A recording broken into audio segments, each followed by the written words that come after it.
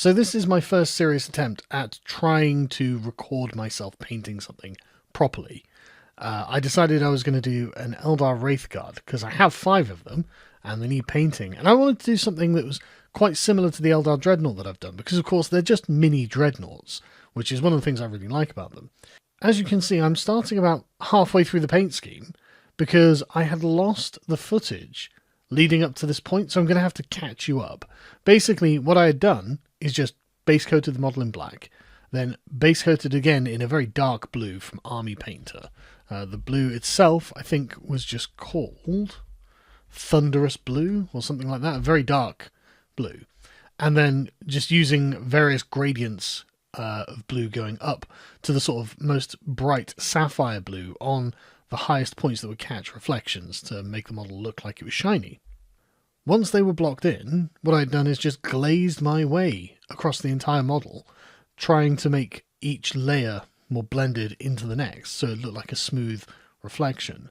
And then on the undersides, where the secondary reflections would be, I began with a very dark purple, which I think is probably something like Nagaroth Night or something from Citadel, and then glazed my way up to a brighter purple but not too bright, to hopefully give the impression of it being a secondary reflection. I'm not sure how well this effect worked, whether I sold it. You can let me know in the comments. But the reason I did this is because I just felt the original colour on the Dreadnought was a bit boring. It was just yellow and blue, which I didn't think was as exciting as it could have been. And putting this sort of third colour into it gives it a bit more life. The great thing about the sort of Eldar Dreadnought / Wraithguard body scheme is that the highlights become quite natural. It's very easy to see where they go. And it really looks good on the chest plate, where you've got the very bright sapphire blue on the top. And because of the shape of the plate, it just falls off into a very, very dark blue, which you can fade into purple, which is very easy to see in advance and looks really effective with actually relatively little effort. The thing is, I'm not the world's best glazer. Glazing is a talent, and one of the things that you really need to remember when glazing is make sure that you don't actually have too much paint on your brush. Obviously, you have to thin down the paint so it's got a very thin consistency, but one of the things that the glazing tutorial videos on YouTube don't tend to tell you is you want a small amount of it on the brush, because if you have lots of it on there, not only will it come off and pool, but it also just won't take right. I don't really know how to describe it, but basically when you're glazing, make sure that there isn't much on the brush. Because I'm not the world's greatest glazer, this process for me took hours. Probably about 3 or 4 solid hours of just doing this over and over and over and slowly but surely correcting mistakes until it was in a state that I was at least satisfied with. But I'll save you the time on that, and it appears that I also have not managed to locate the footage of me blocking in his axe in the metallic colours that I've used, so I'm afraid I can't show you that either. After that though, I did the fabric drape linen thing that he has protecting his modesty from the crotch. I did this before I did the yellow plates because of course it's under a yellow plate on the front, and it would have just been way more difficult, and I would have made way more mistakes had I not done this first. I gave this a base coat of Barak Nur Burgundy, I think it's called, from Citadel, and then just highlighted it up with Gal Vorbak Red and Screamer Pink for the most highlighted bits. I did go back and actually give this a few extra highlights with a slightly brighter pink, but it gave it quite a nice sort of magenta look that was red-ish, but not too red, that would match the soulstones on him later, and also not too purple so it would look like the purple he already had on him. But it kept the general tone of the kind of colours that I was using, so I was actually really happy with how this complemented it. The next thing to do is the reflective yellow plates. I painted them all in a very, very dark brown, possibly black, I actually can't remember off the top of my head now. I don't seem to have that footage either. And then began layering up where the reflections were going to be. For this, I just used a brown and a mid-tone, although I have to say on the Dreadnought, I'd used a richer brown, a more yellowy orange brown for this. Even though the one that I'm painting on now looks quite orange, the final effect didn't come out exactly as I was expecting. So it's a bit desaturated, and I'm kind of annoyed by it. But as you can see, I went all over the model, putting on the sort of very dark brown, the mid-tone brown, the brighter brown, and then eventually the sort of bright yellow highlights where I wanted to build them up. And you just had this kind of stepped tone effect. This process takes quite a long time, and at first it doesn't feel like you're getting anywhere. It's quite difficult to see exactly what the end effect's going to look like. But after a while, and especially when you get to the very bright tones, you realise you've got the gradient there that you just need to blend into one another using a glaze later on. And if you unfocus your eyes, you can actually see how it's going to look when you're finished.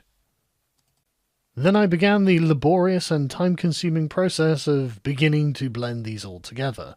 One of the things to remember about blending and glazing in general is essentially you get out of it what you put into it. So the more time you spend on it, the smoother you can make it look.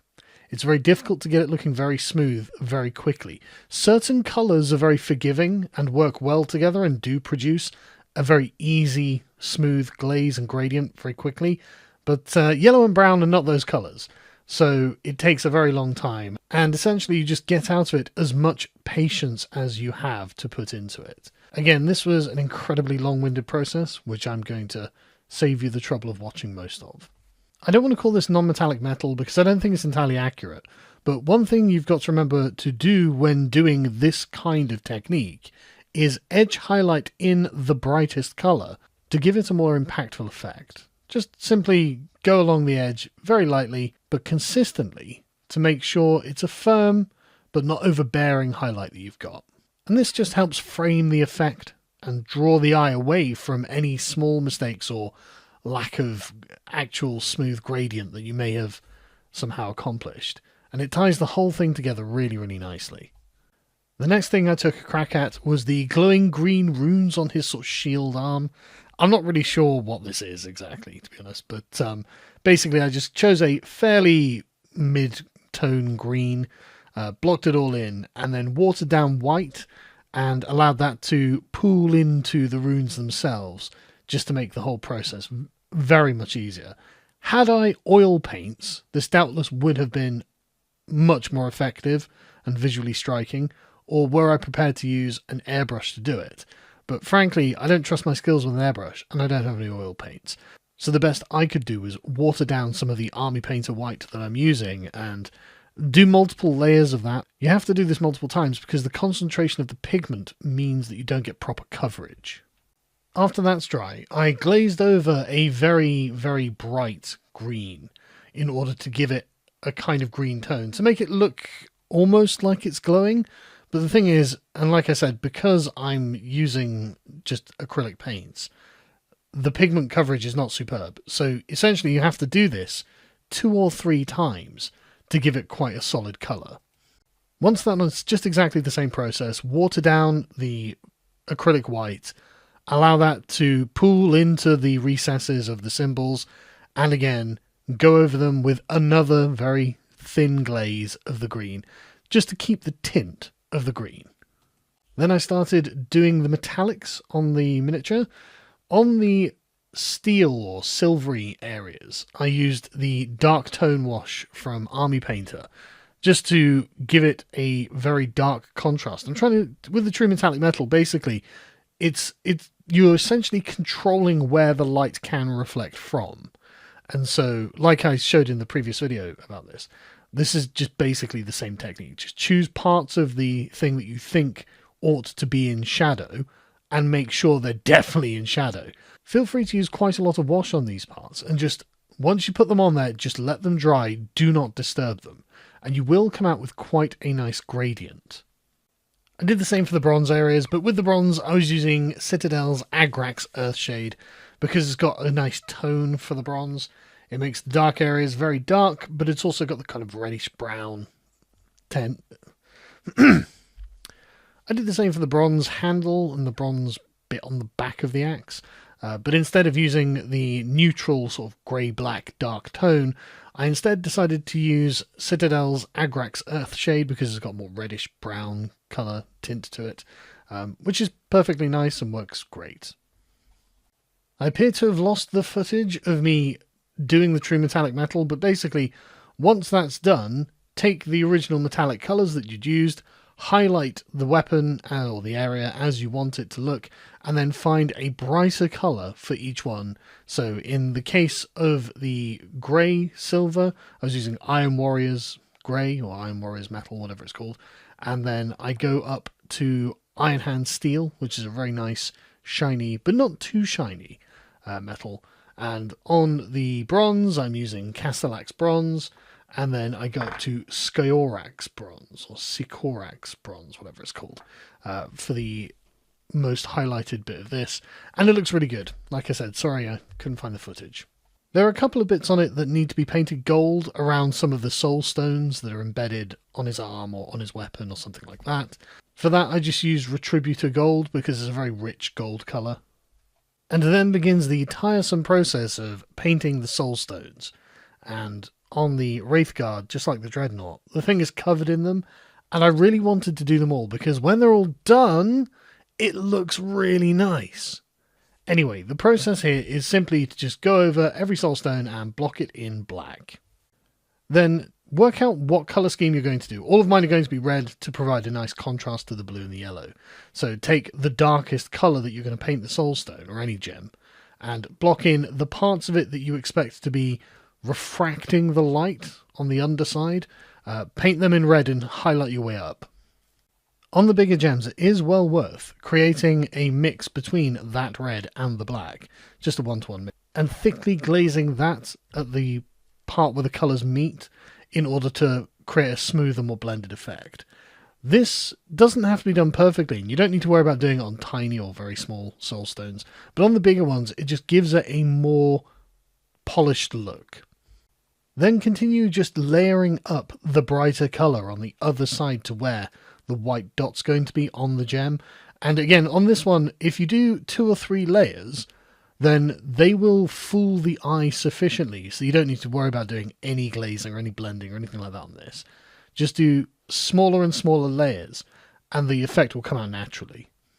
When doing red gems, I think it looks best if I do a slight line of orange at the very bottom, just to make it look like it's almost glowing from within. But again, I'm not sure how well I'm selling this effect.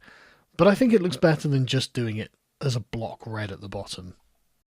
The next thing to do is this little plate thing on his chest, which on the Dreadnought I did as if it was glowing hot. I don't know whether to symbolise this as like being the engine or something like that. But since I'd done that on the Dreadnought, I figure I better do it on this.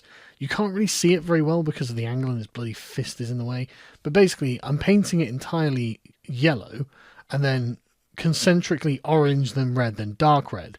And then afterwards, just watering down some yellow and sort of just blobbing it on the middle and allowing it to run between the cracks. And then after that, going over it with a bit of orange on the ridges to make it look like it's particularly hot on the inside and getting cooler as you go out. Again, I'm not sure how well I sold this effect, so do let me know what you think. At some point I went around and finished off all the gems as well, but I've lost the footage of that. Basically, just get a bit of pure white and just dab a fairly generous blob on the top of each of the soul stones, just to make it look like the light is reflecting on it on the other side to the bit that you've done with the colour. And it brings the whole effect together, and instantly your eye thinks, oh, that's a transparent gem. After neatening up all the bits where I'd messed up, such as accidentally smudging some paint on the blue or the purple, I then turned to his head. Now, I've got 5 of these, and so I've got 5 heads, but only like 2 of the heads have the crest at the back, because one of my youngest children had got into the cupboard where I left my Warhammer stuff, found the sprue upon which I had these all glued, and somehow broken 3 of them, and I couldn't even find the bits to stick back on. So 2 or 3 of my guys will not have a crest, which is a little bit disappointing, but what can you do? But anyway, for the sake of this model, I've chosen one with a crest, and so like the other bits with yellow plates, I just painted it all in a dark brown. To paint his head the same sort of starry way that I'd painted the Dreadnought, basically you just paint it matte black. And then add a few patches of very dark blue or very dark purple, just to make sure that it's not entirely one colour, because otherwise it looks a bit boring, really. But you don't have to be very precious with these. Then just go around at random points, painting, well, basically like stars, like if you're a kid.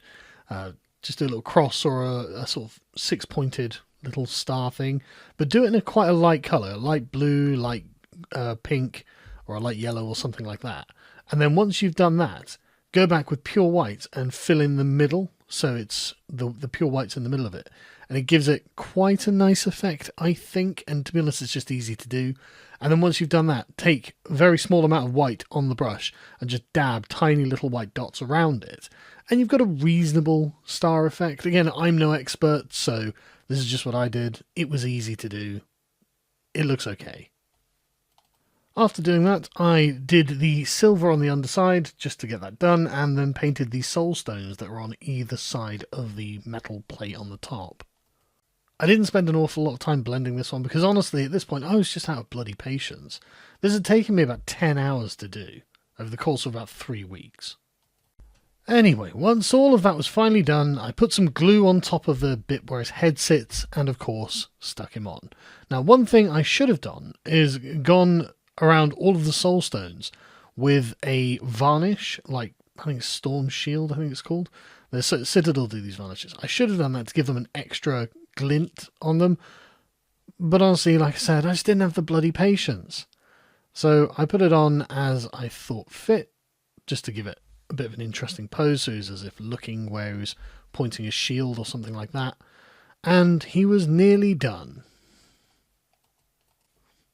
My entire Eldar army are deployed in some sort of snow biome, apparently, and I like to keep a consistent basing scheme for them, just so when they're on the table, they all look basically the same.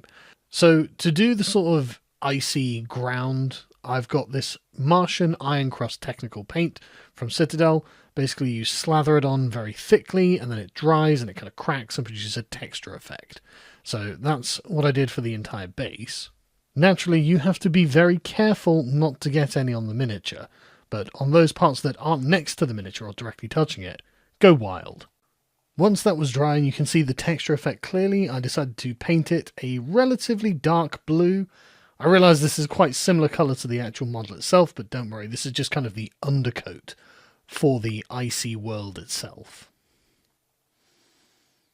The next thing to do once that was dried was to do a quite heavy dry brush of a much, much lighter blue.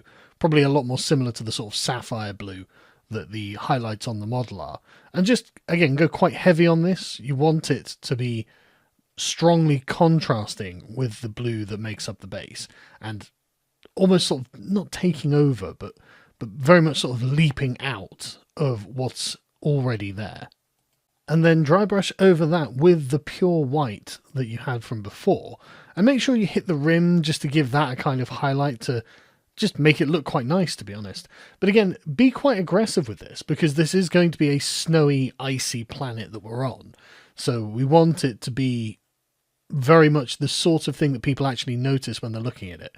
The dark blue of the background isn't the selling point here. We want it to be very white. Then it was time to do the snow. Now, I can't remember where I got this recipe, but it's somewhere on YouTube and it's a really good recipe. I would happily give credit if I could remember who it was. But basically what you do is get some kind of container. In this case, I'm using a silicone mold that I was previously using for resin, which is what's caked all on it. And then you get yourself some cheap, crappy PVA glue from Amazon.